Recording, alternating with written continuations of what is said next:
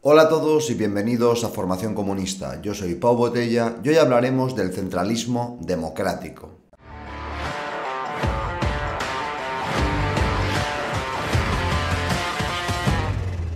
Bienvenidos a un nuevo vídeo de formación en el canal de Formación Comunista. Sé que llevo unas semanas sin subir vídeo, esto se va a remediar subiendo más vídeos estas semanas, entre otros,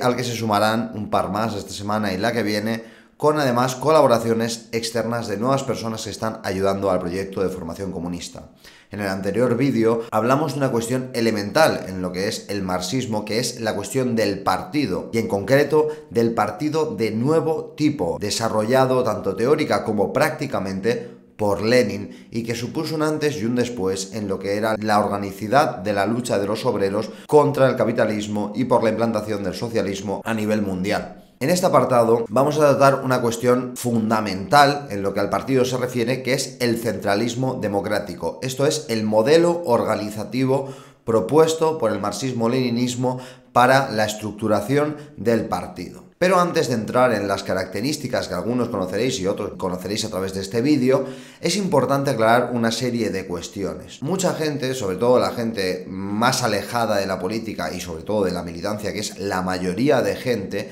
tiene una concepción del compromiso político que está totalmente alineado con los intereses de las élites que nos gobiernan. Una visión de la militancia y del sacrificio que siempre acaba en la frontera de lo individual. Siempre cuando las cosas empiezan a uno a molestarle o suponen demasiados costes personales, la gente pues se suele apartar y suele evocar una serie como de derechos individuales a cargarse todo lo colectivo por su bienestar o por sus intereses. Esto que, bueno, dicho de esta manera, mucha gente dirá, no, yo no soy ese, en realidad caracteriza a la mayoría de gente que se involucra políticamente en nuestro país, porque la política en este país es un juego, es un chiste al servicio de los de siempre, en el que lo importante es aparentar que estás haciendo algo, en el que lo importante es que le sirva a las personas que se meten en política para creerse mejores o para vivir mejor y vivir de la política, que en España es una profesión bastante rentable, y nunca, y digo nunca, existe la idea de que vale la pena sacrificarse a uno mismo y lo que le rodea por un beneficio mayor. Esta cuestión no es una cosa que afecte solo al comunismo, o sea, el comunismo es verdad que fue la bandera que guió a movimientos en todo el mundo en la lucha por la emancipación de la clase obrera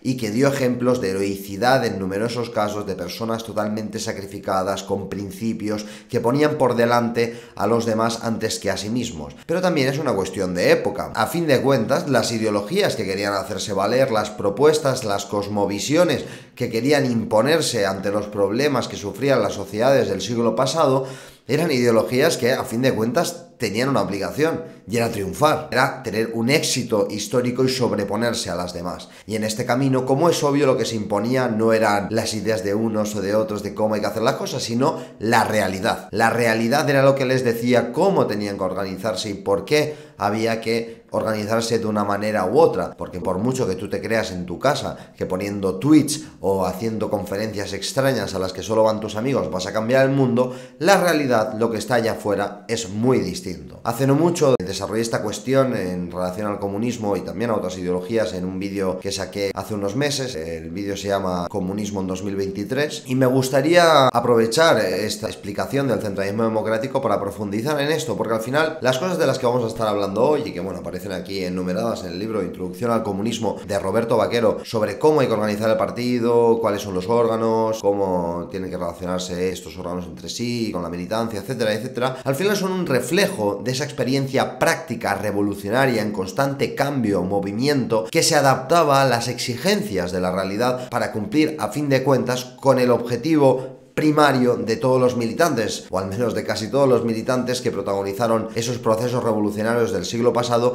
que era triunfar, era imponerse, era conseguir la transformación de la sociedad. Sin embargo, hoy mucha gente coge esta lista de puntos que vamos a hablar hoy en día y lo convierte pues como en una secta religiosa pero porque su objetivo no es cambiar la realidad, no es sacrificar lo de uno para cambiar las cosas a favor del resto, sino más bien entrar en unas dinámicas folclóricas y de ego que les permiten creerse que están haciendo algo útil cuando en realidad solo están pasando el rato, en todo caso, o haciendo el loco en el peor de ellos. El marxismo-leninismo no es una idea en un papel, el centralismo democrático no es una propuesta que cayese del cielo, sino que emergió de la propia actividad práctica de la clase obrera, sobre todo en Rusia, que fue aprendiendo de su experiencia y con grandes líderes y teóricos a su cabeza fue capaz de ver los errores que se derivaban de su práctica ordinaria o espontánea y sobreponerse a ellos para dar una mejor versión de sí mismos, para convertir al partido en una verdadera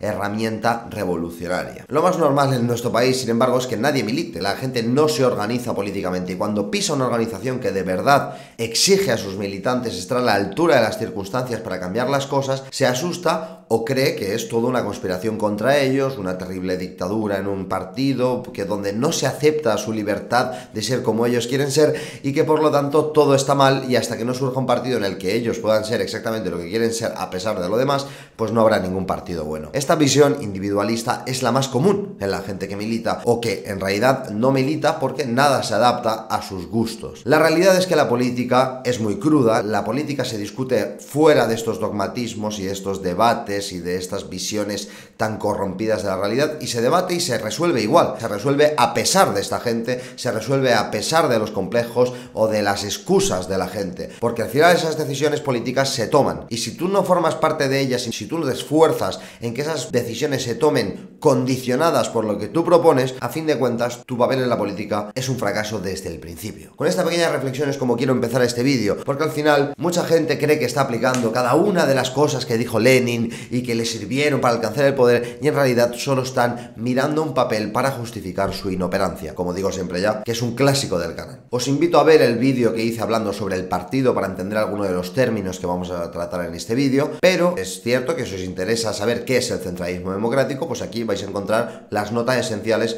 para ello. Como ya dijimos en el anterior vídeo, Lenin, con su práctica revolucionaria, con el Partido Obrero Socialdemócrata de Rusia, que acabó convirtiéndose en el Partido Bolchevique y que acabó estando a la cabeza de la clase obrera revolucionaria en Rusia, desarrolló una teoría sobre la organización del partido que hace hincapié en una serie de cuestiones a través de varias obras, como por ejemplo Carta a un camarada o Un paso adelante y dos atrás, y que después asentaría también Stalin, desarrollando libros como Fundamentos del Leninismo, por ejemplo, o en su crítica al trotskismo, que podríamos resumir en los siguientes puntos: organización vertical de los órganos en el partido, supeditación de la minoría a la mayoría, disciplina consciente, prohibición de fracciones, el partido avanza depurándose y la crítica y la autocrítica. Vamos por partes. Una de las reivindicaciones más clave en el proceso de la construcción del partido de nuevo tipo en Rusia y que reivindicó Lenin fue la de la verticalidad de los órganos que conforman el partido. Como ya dijimos en su momento, el partido de nuevo tipo leninista, el partido comunista como lo conocemos a día de hoy, bueno, ya no existen así, pero como aquellos partidos que conseguían hacer revoluciones, eran partidos en los que no solo existía una barrera entre el partido y las masas, es decir, a pesar de que el partido necesariamente tenía que estar conectado con la realidad de las masas, y que el partido al fin de cuentas estaba formado por los elementos más conscientes de la clase obrera, también tenía un requerimiento y es que el partido debía estar conformado por órganos verticales. Esto implica que unos órganos, por su posición en la organización, tendrán prioridad a la hora de tomar una serie de decisiones y capacidad de obligar a los órganos inferiores a cumplir con las decisiones tomadas por el partido. Para explicar la estructura del partido leninista podríamos recurrir a un esquema muy sencillo. Por un lado encontraríamos las células de base, las unidades más básicas de debate y de trabajo del partido, que es la conexión directa del partido con la realidad de la gente, donde se encuentran todos los militantes del partido, porque a fin de cuentas todos los militantes tienen que estar organizados en una célula. Después estarían los órganos intermedios, que incorporarían a varias de estas células, pues por territorio o por sector, por ejemplo, o por otras cuestiones del mismo trabajo que implican la necesidad de organizar a varias células a la vez entre ellas en torno a un comité intermedio, porque al conocer la información general que adquiere de la información particular de cada una de esas células tendría mayor legitimidad para tomar esas decisiones, aparte de que se eligen a sus miembros, y posteriormente encontraríamos, después de todos los órganos intermedios que pueda haber y todas las combinaciones que nos podamos imaginar, a los órganos centrales o de dirección que clásicamente pues se han llamado comité central y que también ha conocido varias formas organizativas, pero que clásicamente se le conoce como el comité central, ¿no? Como el órgano, digamos, supremo en esta escala, que estaría formado por los miembros más válidos del partido para poder tomar las decisiones más importantes y efectivamente, una vez tomadas, ser acatadas por el resto del partido. Antes de entrar en las cuestiones más detalladas de cómo funciona la cuestión de la democracia, de abajo arriba y de arriba abajo y estas cuestiones, hay que tener en cuenta que el término de centralismo democrático, obviamente la cuestión del centralismo hace referencia por un lado a que existan esta verticalidad y a su vez exista una centralidad a la hora de tomar decisiones y de actuar como partido, en tanto en cuanto, a fin de cuentas, el centralismo democrático no está pensado para tener un partido maravilloso donde todo salga bien y todos seamos felices, sino para que el partido sea útil, para que las decisiones que se tomen en el partido y las acciones que se tomen como partido actúen como un solo puño y por lo tanto tengan la capacidad efectiva de cambiar las cosas. Es la manera de decirnos a nosotros mismos: hey, aquí lo primero es la revolución y después ya van otras cosas. El centralismo democrático hace hincapié en esto, porque se necesita tanto ser centralista y vertical como ser democrático, por unas cuestiones que desarrollaremos ahora mismo, pero no entrando en ese democratismo burgués absurdo donde se prima casi lo individual ante lo colectivo y donde se permite destruirlo todo en base a principios mágicos bajados del cielo, que a fin de cuentas no son más que una expresión del idealismo burgués que impera hoy en nuestra sociedad. En esta verticalidad de la que estamos hablando, en la que hay células, órganos intermedios y comités centrales, la información va de abajo arriba y de arriba abajo, de forma que tú a través de las células recoges las críticas, las propuestas y la información necesaria para después tomar las decisiones que deberán acatarse por debajo de los órganos que tomen esa decisión. Esto es, si un comité regional, por ejemplo, adquiere información sobre una situación que están viviendo varias células de esa región, a la vez que críticas, propuestas, etcétera, etcétera, este comité tomará decisiones que afectarán a todas esas células y esas células deberán actuar en consonancia a lo que dice el comité. Esto es importante sobre todo en lo que respecta al localismo, a mucha gente que reivindica la capacidad de las células, esos órganos básicos de lucha y de debate, reivindican, bueno, pues el derecho de estas células a sobreponerse a las decisiones de los comités que están por encima suyo porque supuestamente conocen mejor la realidad que viven ellos, conocen esa realidad concreta. Pero es que, en contra de este localismo, de este regionalismo o de esta visión totalmente cantonalista, como se le suele llamar, de la actividad política, lo que se sobrepone es la lógica más básica de que esos comités intermedios, siempre que estén conformados por miembros capaces y elegidos por el partido que están a la altura de las circunstancias, van a tomar decisiones no solo conociendo tu información particular como célula, sino conociendo la información particular de varias células que están viviendo cosas parecidas a las tuyas y que por lo tanto necesitan directrices conjuntas para actuar de la manera más funcional posible. Y esto obviamente también aplica al comité central, que las decisiones que toma tienen que, a fin de cuentas, acatarse por todo el partido. Y ahora gente diciendo, bueno, ¿y en base a qué toman esas decisiones? Aparte de la información, ¿no hay límites? ¿Quién elige al comité central y a los miembros de los comités intermedios? Bueno, aquí lo importante y una de las bases del centralismo democrático son los congresos. Los congresos son, a fin de cuentas, el órgano más importante de cualquier partido. Es un órgano porque en él se toman decisiones fundamentales para la actividad del partido a través de la participación, además, de toda la militancia o de una representación de toda la militancia en la que se asientan las bases más fundamentales de la actividad del partido. Esto es, las líneas políticas más generales de actuación del partido, el programa político del partido, la estructura organizativa del partido, cuestiones como finanzas, la relación del partido con las masas y los diferentes frentes de lucha que hay, etcétera, etcétera. Ahí es donde se establecen, y además de la forma más democrática que se puede ver en todo el partido, las líneas rojas en torno a las cuales tiene que actuar el partido y los objetivos que debe de cumplir, de manera que en el próximo congreso se rinden cuentas y por lo tanto se puede hacer una valoración general de los cambios que deben hacerse en el partido. En este mismo congreso es donde se eligen a los miembros del segundo órgano más importante del partido, que es el comité central, que a fin de cuentas va a ser ese órgano en el que se van a tomar las decisiones más importantes entre congresos, a la hora de adaptar al partido a las nuevas circunstancias y a las nuevas decisiones que haya que tomar y que no se hayan discutido y aceptado ya en el congreso anterior. Por lo tanto, la información y la toma de decisiones no solo va de abajo arriba y de arriba abajo, porque de las células sale una información y en los comités intermedios o en el comité central se toma una decisión que al final afecta a todos, sino que la información más importante sobre las líneas generales de actuación del partido se han decidido por la mayoría de la militancia de base en un congreso. En este sentido, también esa información y esas decisiones irían de abajo arriba, porque al final el comité central que será elegido en un congreso tiene que actuar en base a lo decidido en el mismo. Cada X años el partido deberá realizar esos congresos en el que se renueva el comité central, y el comité central tendrá que elegir después de cada congreso a su secretario general, una figura muy importante que con el tiempo fue ganando importancia, porque al final la toma de decisiones en un partido tiene un factor humano clave. Y depender todo el rato de órganos colectivos para decisiones que deben tomarse de la manera más fugaz y brillante posible, o al menos teniendo en cuenta toda la información del partido, no puede depender de que se reúnan órganos de 10, 15 o 20 personas. En ese sentido también se acabó desarrollando a nivel histórico lo que se conoce como el Politburó, un órgano derivado del Comité Central que entre reuniones, entre plenos del Comité Central, toma decisiones en relación a temas importantes que deben tener una resolución rápida y efectiva. Hay mucha gente que ya en este punto del vídeo estará diciendo, vale, sí, es una organización donde hay que hacer lo que diga el órgano de arriba, o bueno, lo que quieran decir, ¿no? Pero lo vuelvo a repetir, el leninismo no vino aquí para ser un bien queda con nadie, el leninismo vino a hacer la revolución. La verticalidad de los órganos y la estructuración de abajo arriba y de arriba abajo implementada por el leninismo no está para contentar los estómagos agradecidos de los demócratas pequeñoburgueses, sino que está para poder tomar decisiones de la manera más efectiva y favorable posible a la revolución, para ser un partido a la altura de las circunstancias, donde la represión de los estados militarizados y burocratizados es total, y en el que se tienen que tomar decisiones instantáneas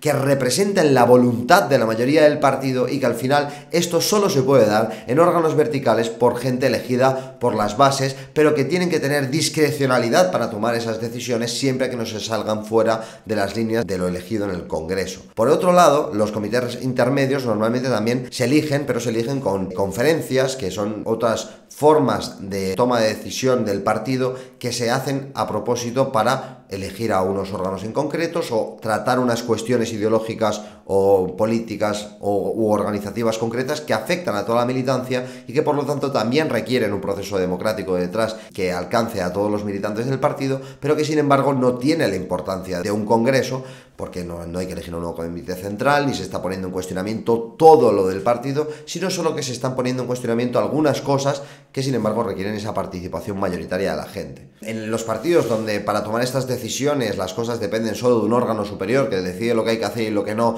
y que no pasa ni por congreso, ni por conferencia, ni nada por el estilo, los partidos donde las decisiones al fin de cuentas van de arriba a abajo y ya está, lo que se acaba implementando es un centralismo burocrático en el que una pequeña camarilla decide por toda la organización. Y aunque algunos puedan decir, bueno, pero eso también puede ser útil para algunos momentos y tal, y bueno, yo no voy a discutir que en momentos de clandestinidad, por ejemplo, donde no puedes reunir a toda la militancia, ni muchísimo menos, obviamente todas esas medidas de participación colectiva en la toma de decisiones se van a limitar brutalmente, hasta el punto de que a lo mejor tienes que hacer congresos en los que hay decenas de representantes para millares de militantes. Pero, sin embargo, el centralismo burocrático se caracteriza cuando esa camarilla ya se incrusta en el partido de manera que es la única capaz de tomar decisiones en cualquier coyuntura y por lo tanto se desconecta de la realidad del mismo partido, de las necesidades de la clase obrera y de la militancia de base, y que por lo tanto escapa al control de los propios militantes del partido. Hay muchas cuestiones de las que hoy no vamos a poder hablar aquí, como el control al que se somete al comité central o a los comités intermedios a través de distintos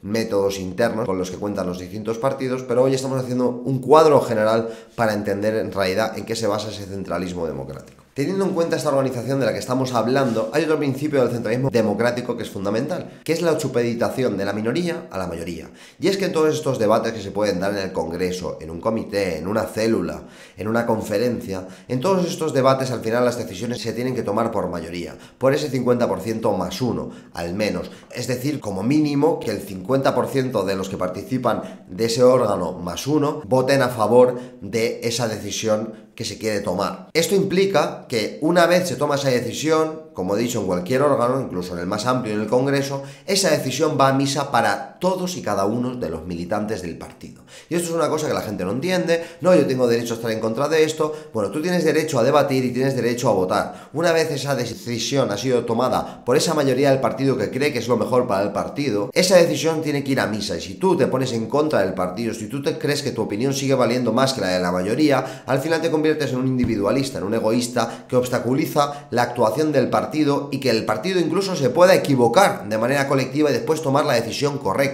Sin embargo, si prima lo individual, como veremos en la cuestión de las fracciones, acaban creándose varios partidos dentro de un mismo partido, varios comités centrales, varios órganos que se boicotean unos a otros y que acaban destruyéndose por dentro. La subordinación de la minoría a la mayoría es fundamental en el partido leninista. Esto no implica que tú después no puedas volver a debatir cuestiones que se han debatido, no implica que puedas incluso hacer críticas al desenvolvimiento de cómo se aplican esas decisiones y decir que están erradas por esto y por lo otro, pero sin embargo esto no puede implicar que boicotees a nivel práctico la actividad del mismo partido. Hay otra cuestión que no he tratado antes y que en realidad se corresponde con el punto de la verticalidad de los órganos en el partido, que es la cuestión de la horizontalidad. Como se puede suponer ya, la verticalidad del partido se opone a la idea de horizontalidad, en tanto que estos órganos que hemos estado diciendo, las células que se conectan por órganos intermedios y esos órganos intermedios después se conectan con el comité central, que a su vez es elegido por el Congreso de todo el mundo, está diametralmente opuesta a la idea de que unas células puedan comunicarse con otras y coordinar un trabajo contrario a lo que necesita el partido o a lo que dictan esos comités intermedios,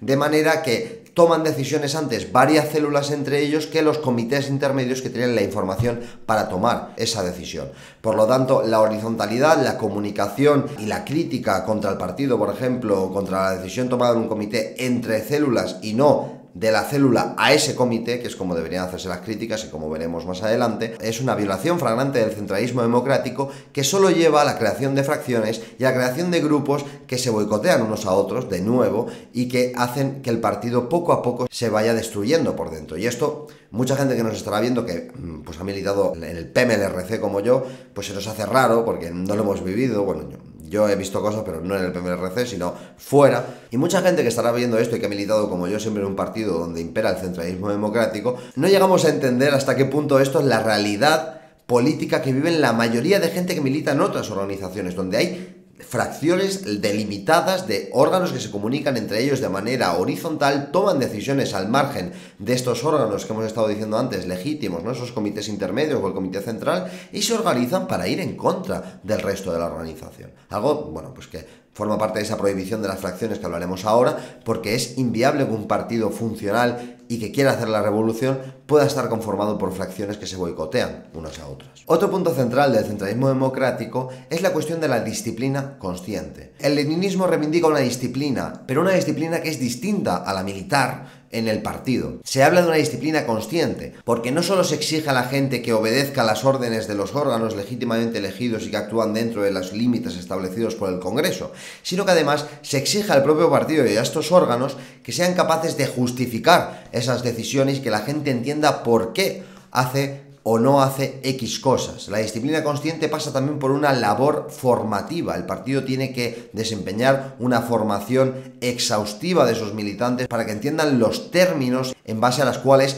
el partido actúa y toma decisiones, de manera que la gente sea una parte activa de esa toma de decisiones y las implemente como propias allí donde vaya. Porque como hemos dicho, el horizontalismo no tiene cabida en el partido y tienes que supeditarte a la estructura vertical del mismo. Pero eso no implica que tengas que hacerlo de manera ciega o que cualquier decisión sea válida. Tú no solo puedes criticar, como veremos ahora, estas decisiones, aunque siguiendo los cauces, sino que además tienes el deber de informarte de por qué se están tomando esas decisiones y el partido tiene que darte herramientas para entenderlo, para poder defenderlas, hacerlas tuyas y hacerlas efectivas hasta el final. A fin de cuentas, esto se basa en que el partido, cada paso que dé, sea un paso en firme. Y si sus militantes no saben ni por qué hacen las cosas, al final se convertirá en un castillo de naipes que a la mínima desaparecerá. La disciplina consciente es elemental. Los miembros del partido tienen que saber por qué hacen las cosas, por qué se toman ciertas decisiones, porque bueno, las circunstancias al final de un partido revolucionario impiden que se pueda explicar todo el rato y que mucho menos todo el mundo tenga información de todo,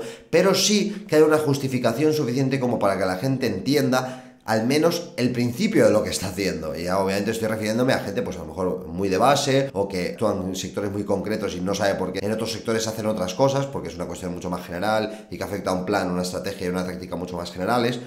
Pero a fin de cuentas tienes que esforzarte en que los militantes entiendan por qué militan, por qué actúan y porque es la única manera de garantizar que sean militantes efectivos en todas las circunstancias. Gente del partido que sea referencial en todo lo que hace y en las ideas que tiene sobre el mundo que les rodea. Como ya hemos adelantado antes, la prohibición de las fracciones es otra de esas características claras de lo que el marxismo-leninismo plantea a través del centralismo democrático. Las fracciones es algo bastante normal en el mundo de los partidos políticos y lo era también, y lo es, en lo que es el movimiento comunista y obrero, si se puede decir que eso existe hoy en día. En la época de Lenin, este debate duró mucho tiempo y en el partido bolchevique se permitían las fracciones y se permitieron las fracciones hasta muy avanzado el proceso revolucionario. La prohibición de las fracciones se encontró con la resistencia, obviamente, de esas fracciones que representaban minorías del partido que tenían como un derecho a existir y a llevar la contraria, no solo política o ideológicamente, sino prácticamente al partido, entorpeciendo procesos revolucionarios y decisiones fundamentales para el triunfo de la revolución. Trotsky fue un gran defensor de las fracciones y de las minorías del partido porque a él le venía bien, pero él después tenía una idea de partido y, por ejemplo, de sindicato que era totalmente militar y centralista, o sea, que en realidad reivindicaba las fracciones para poder mandar él y después depurar a todo lo demás. Pero a fin de cuentas, las fracciones, como hemos dicho antes, suponen la existencia de varios partidos dentro de un mismo partido que se boicotean entre ellos. Y la gente dirá, bueno, ¿qué más da que la gente piense distinto? No, no. Si es que el centralismo democrático reivindica que la gente piense distinto, que haga críticas, que haga propuestas, que debata, pero que sí lo haga siguiendo los cauces del partido de manera que el partido nunca se rompa, sino que sirva a los intereses de la mayoría de los miembros del partido y que se base en dar esos pasos firmes, ¿no?, hacia la revolución y no en contentar a minorías que creen que lo suyo es lo mejor y que por lo tanto están dispuestos a sacrificar la decisión de la mayoría y de todos, boicotearla para darse la razón a sí mismos. Y esto no es una chorrada de debatir en una reunión, esto es que puede empezar debatiendo en una reunión y puede acabar generando a partidos que se boicotean de manera seria unos a otros, pero estamos hablando de boicots al nivel, bueno, como los que tenían los mencheviques y los bolcheviques dentro del Partido Obrero Socialdemócrata de Rusia, que por ejemplo, los mencheviques en las revoluciones de 1905 se conocen casos en los que bloqueaban el envío de armas de una ciudad a otra, boicoteando la idea de que había que hacer la revolución, o asesinando a miembros del partido, haciendo campañas deslegitimando a la otra parte del partido y en realidad deslegitimando a todo el partido por su ambición individualista y egoísta. Y al final, lo que acabaron reivindicando los bolcheviques, aunque se acabó asentando más con el tiempo, fue la unidad de decisión y por lo tanto de cumplimiento en el partido por parte de todos los militantes del mismo. Y a fin de cuentas, es la única manera funcional de plantar cara a los enemigos de clase, a quienes nos subyugan, a élites reaccionarias que harán todo lo posible por destruirte. No puedes plantearte luchar contra el enemigo más fuerte que has conocido en toda tu vida y hacerlo utilizando métodos para contentar a tus amigos. O sea, eso no tiene sentido. La prohibición de las fracciones es algo que no se aplica en ningún partido en España. Solo se aplica en el Partido Marxista-Leninista, Reconstrucción Comunista. Y no lo digo como algo de, oh, sí, somos los mejores. Me da pena ver a gente incapaz de romper con su egoísmo y siempre viendo lo suyo como más importante que lo de los demás. Si tu partido está infestado de fracciones y de gente que se boicotea unos a otros, es un partido destinado al fracaso desde el principio. En relación a esto, como es obvio, hay otro punto importante, muy reivindicado además por Stalin, que es que el partido avanza depurándose. Y esto hay gente que parece que no lo entiende, pero en el partido hay que expulsar a gente. En el partido hay que no solo criticar y señalar, no, hay que expulsar a gente. El partido no puede estar constituido por sus propios enemigos. No puede haber gente que de manera activa boicotee cada una de las cosas que hace el partido y se quede dentro del mismo. Porque al final tu partido se va a convertir en un reino de taifas con gente totalmente incapaz, en puestos además importantes,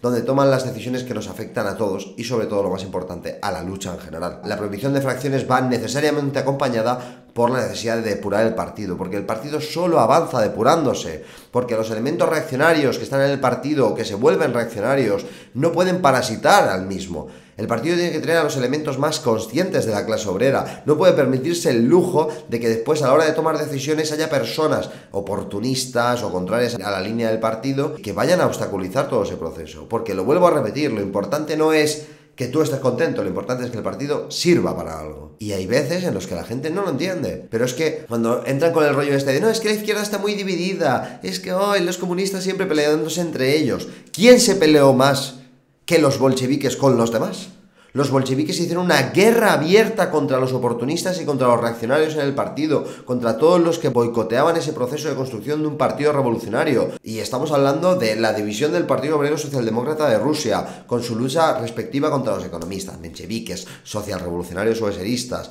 por no hablar ya de otras gentes que intentaban involucrarse en el mismo partido. A fin de cuentas hay que ir depurándose, sí, hay que dividir para quedarte con la mejor parte, obviamente, con la que sirve para ese proceso revolucionario y expulsar a lo que no sirve. Si tú quieres equivocarte, hazlo fuera de aquí. Si quieres boicotear el trabajo, pues mira, nos vemos cara a cara, pero fuera de aquí. Todo esto, como es obvio, son cuestiones generales, pero que si no las tienes claras desde el principio, después la propia realidad te sorprende. Porque, como digo, el marxismo es una guía para la acción y el centralismo democrático es una guía organizativa para un partido funcional, revolucionario y profesional. Es una manera de reivindicar la capacidad de ganar de la clase obrera y no el sueño húmedo del asamblearismo anarquista o de cada uno con su carguito diciendo y haciendo lo que quiere. No. Eso se lo dejamos a los liberales o a otra gente. Y ya, bueno, como punto final, estaría el punto de la crítica y la autocrítica, un punto muy importante, ya que en primer lugar el partido, como hemos dicho, permite la crítica de sus miembros. Esto es muy importante. O sea, la actividad del partido al final tiene que estar monitoreada, tiene que estar fiscalizada por los propios militantes, que tienen en sus unidades más básicas de trabajo y de debate, las células, el espacio en el que hacer sus críticas. Esto es importante porque las críticas se hacen ahí,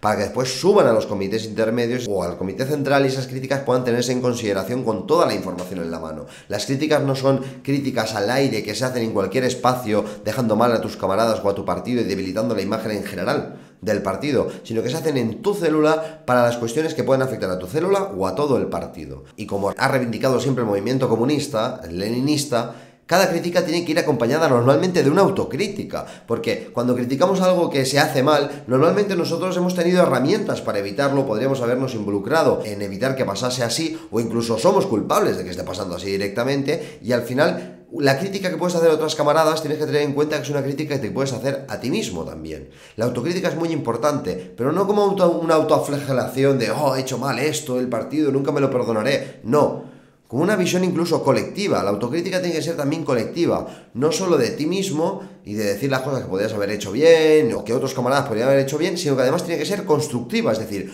cómo a partir de ahora, después de haber hecho yo esta crítica, creo que deberíamos solucionar este problema e involucrarnos todos. La gente que es muy crítica pero después no hace nada, su crítica vale lo mismo que un zapato. Y esto hay muchos que les cuesta entender. O hay gente que se cree que por haber leído mucho marxismo, mucho Lenin, mucho Marx, me da igual, o a quien sea, tienen legitimidad teórica para criticar todo lo que pasa en el partido cuando después ellos se limpian las manos. Y esto es algo que, bueno, quien ha militado sabe de lo que hablo, pero esto se ve también en el centro de trabajo o en cualquier unidad organizativa mínimamente funcional, donde siempre hay un listo, alguien que se cree más listo que los demás o que cree que puede criticarlo todo y después no hace nada por solucionarlo. Las críticas implican propuesta, implica mancharse las manos, arrobangarse y ponerse a solucionar las cosas. Si no, no vale de nada. He intentado resumir esto lo más rápido posible, me ha salido un vídeo un poco largo. La verdad es que cuando hago estos vídeos me acuerdo de muchas formaciones que he dado sobre esto y que siempre me queda un ejemplo por dar, siempre me queda un tema que tratar, hablar de historia o hablar de anécdotas diarias que nos han pasado nosotros trabajando día a día en el partido, pero bueno, son vídeos que quiero dejar como introducciones a los temas que se tratan en el libro de Introducción al Comunismo de Roberto Vaquero. Espero que los disfrutéis, sé que son un poco frenéticos a veces. Yo los disfruto al final porque es un legado que dejo ahí subido e intento darle mi toque, aunque hable de obras de otros, al final esto se vive, es algo que vivimos muchos y vemos a mucha gente también que, bueno, hablando mal y claro, se hacen muchas pajas con estos temas y después no saben ni hacer la O con un canuto, no saben ni organizar una manifestación y mucho menos una campaña efectiva. Nosotros somos gente que nos hemos batido el cobre toda la vida, que hemos ido mejorando, hemos cometido muchísimos errores y estamos también aprendiendo a adaptarnos a esta nueva realidad tan y tan extraña en muchos sentidos para gente como nosotros que venimos de una visión cerrada a lo mejor de la política. Creo que estamos dando ejemplo de cómo hay que hacer las cosas, de cómo hay que adaptar al partido a la realidad y no al revés. Creo que hemos dado además siempre ejemplo a nivel interno, de ese sacrificio por la colectividad, de ser crítico con todo. Los congresos, las reuniones en nuestro partido son reuniones de críticas continuas y a degüello. O sea, nadie nos puede hacer una crítica más voraz que la que nos hacemos nosotros mismos. Hay gente que se cree que no. Después tú te vas a otros partidos y sus reuniones es todo palmaditas en la espalda. ¡Oh, muy bien, tío! Estamos haciéndolo todo de puta madre. Eso no lo veréis en el nuestro. Pero bueno, estas cosas ya las iremos tratando más en el futuro. Además, dentro de poco haremos un directo donde hablaremos de cositas también. Espero que os haya gustado. Dadle amor si os gustan este tipo de vídeos. Dejad en los comentarios de qué queréis que hable en el siguiente. Y como siempre, nos vemos en el próximo vídeo.